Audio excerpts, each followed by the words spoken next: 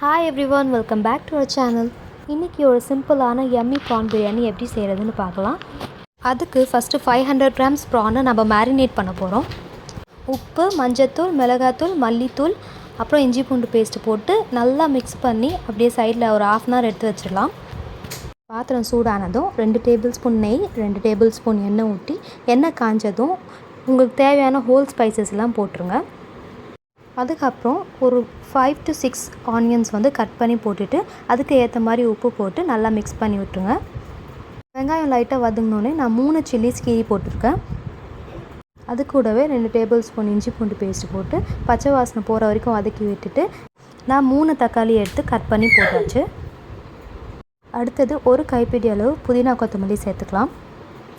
அதுக்கடுத்து மஞ்சத்தூள், மிளகாத்தூள், மல்லித்தூள், கரம் மசாலா சேர்த்துட்டு கூடவே 2 டேபிள் ஸ்பூன் அளவு கட்டியான தயிர். அப்புறம் எண்ணெய் பிரிஞ்சு வந்தோடனே நம்ம மேரினேட் பண்ணியிருக்கிற ப்ரான்ஸ் எடுத்து இதில் சேர்த்துக்கலாம். இந்த பிரியாணி செய்கிறதுக்கு நாங்கள் 2.5 cups ஆஃப் ரைஸ் எடுத்துருக்கோம். அதுக்கு 5 cups ஆஃப் வாட்டர் ஊற்ற போகிறோம். ஊற்றிட்டு நல்லா கொதி வந்தோடனே ஒரு 1/2 lemon புழிஞ்சு எடுத்துக்கலாம். அது கூடவே ரைஸ் சேர்த்துட்டு ஒரு ஹை ஃப்ளேமில் 5 minutesக்கு மூடி வச்சிடலாம். 5 minutes கழித்து ஓப்பன் பண்ணிங்கன்னா ரைஸ் ஹாஃப் குக்ட் ஆகிருக்கும். இந்த ஸ்டேஜில் மேலே நல்லா நெய் ஊற்றிட்டு ஒரு 10 to 15 minutes தம் போட்டு எடுத்தோன்னா நம்மளோட சூப்பரான ப்ரான் பிரியாணி ரெடி.